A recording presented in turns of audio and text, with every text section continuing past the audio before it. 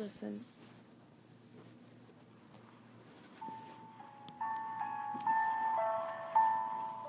You're sitting at your desk. You know it's time to go. You've said that to yourself over 1,000,000 times. But this time you know, for sure, it's real. You're tired. You're just so very tired. Your parents pissed you off. Like school wasn't bad enough today. You go to get the rope, or the knife, or the gun, or just whatever you choose to use because you're that desperate to leave. You're ready. You think of it as some game. The first one dead is the first one who wins. No one's home. It's the perfect time. You're ready. If you don't do it now, you're just gonna look down on yourself even more forever. You're gonna hate yourself even more. No one knows. No one will know. Until later on. Instead of getting a paper and a pen, you get the video camera along with a chair. You're standing on the chair. You decide to go with the rope. You're gone instantly, and there'll be no noise. One side of the rope is tied to the top of your fan, while the other is already around your neck. You're in tears and you know it's for real this time. You can feel it. You turn on the video camera and you just stare at that red light blinking upon your eyes. You start to mumble out a few words. Mom, Dad, I'm sorry. I don't know why I'm sorry, but I'm sorry. I just can't do this anymore. I don't even know who I am anymore. I've lost myself, and I seem to not be able to find my way back. Please don't blame yourself, please. I love you both. Please tell my siblings the same. Stay strong and stay safe. I'll see you all soon. Say sorry to your best friend because you know you won't be there for him anymore. Especially when he needs you more than ever. You say sorry to everyone you can think of. Even yourself. You're sorry for not being strong anymore. You're sorry for breaking down. You're sorry for putting them through so much pain in their life. You stare. Once again, at that red light blinking upon your eyes. One foot is off the chair now, as you begin to mouth the word goodbye. You have the remote control to turn off the camera in your right hand. Your pointer finger on the off button already. You click that button, and as soon as you see that light go off, you go off. Both feet are now off the chair. That chair is on the floor. The room is filled with silence. You're dead. You're gone. There's no going back. Everything is over. You don't have to live in pain anymore. But everyone else will. What are your parents gonna think? What about your little brother or your little sister? What are they gonna do? You're gone. You're dead. There's no going back. You ended your life because the person you liked only thought of you as a friend. You ended your life because that one teacher was harder on you than anyone else in the class because she knew that you were the only one that is going somewhere in life. Your parents are home now. They call your name, telling you that they're home, just like they normally do whenever they get home. But something's different.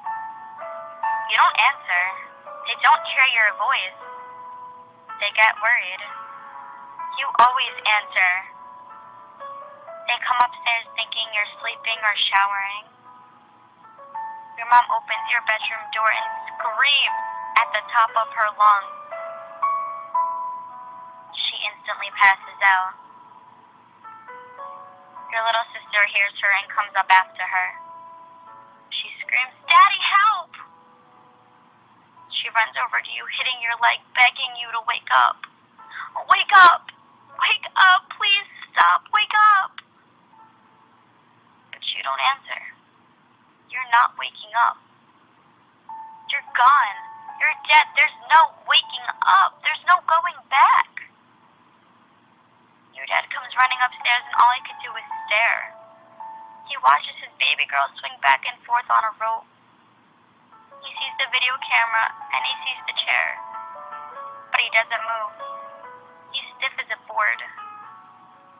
She cries. Your dad never cries.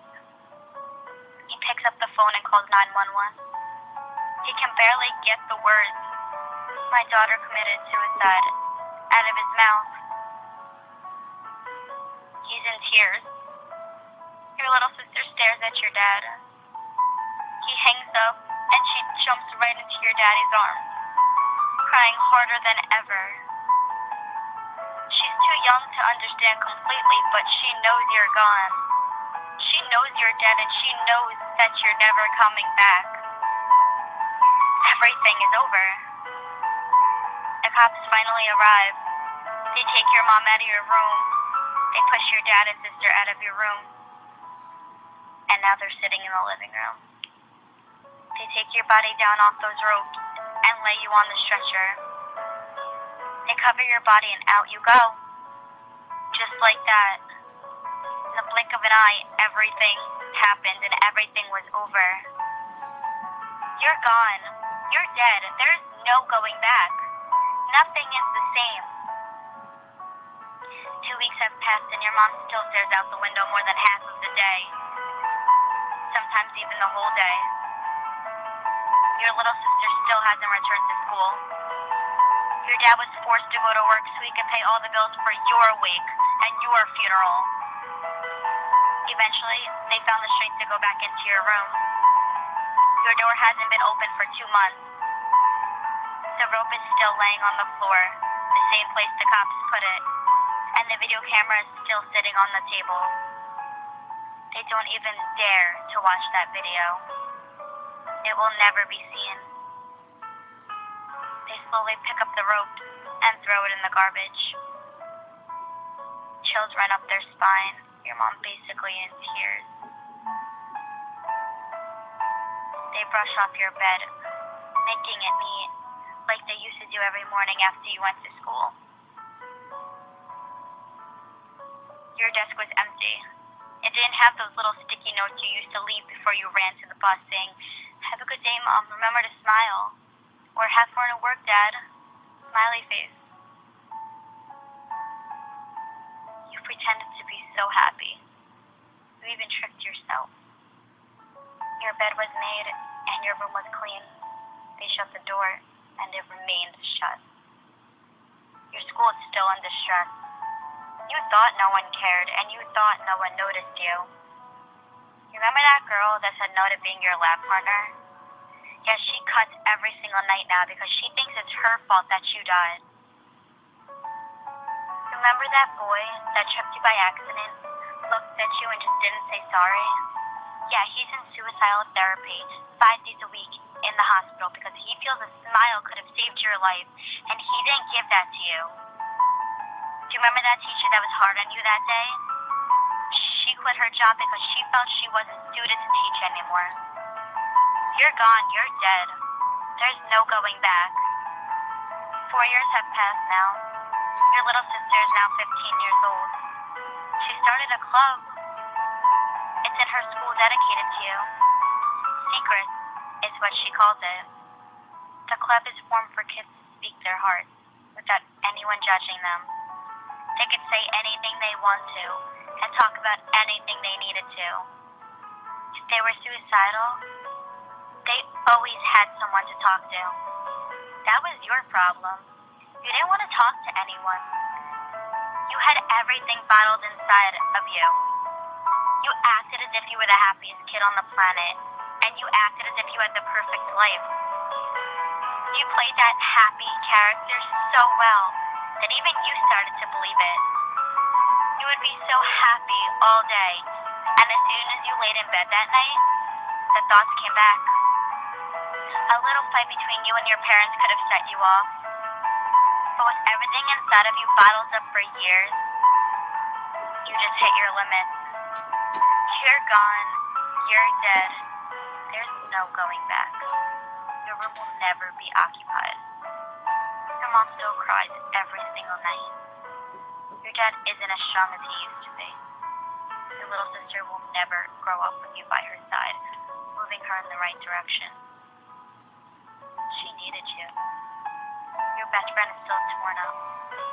He needed you. Your parents don't know what to do anymore. They needed you. Your school now has a club dedicated to you, so teens will not make the same mistake as you did. Your life was precious, and you took it away in the blink of an eye. All you needed was a smile. All you needed to show you that everything will be okay. But since you're gone, just know people cared. People always have cared. And people always will care. You were just way too upset to see that back then. You were just too caught up in the fact that you thought no one cared. When the truth was, more people cared about you than you ever thought they would. And you know what sucks? It sucks that you see that now that you're gone.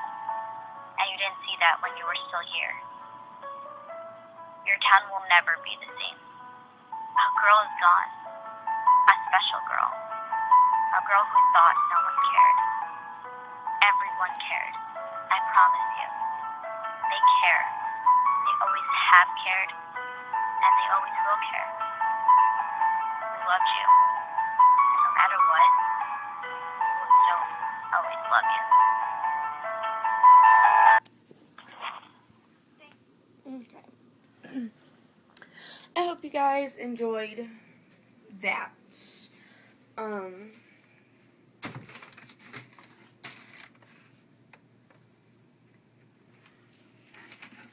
Just show people that there is more and that you do care. Because you never know what's going on in somebody's life. Like, somebody in your school who seems perfectly happy.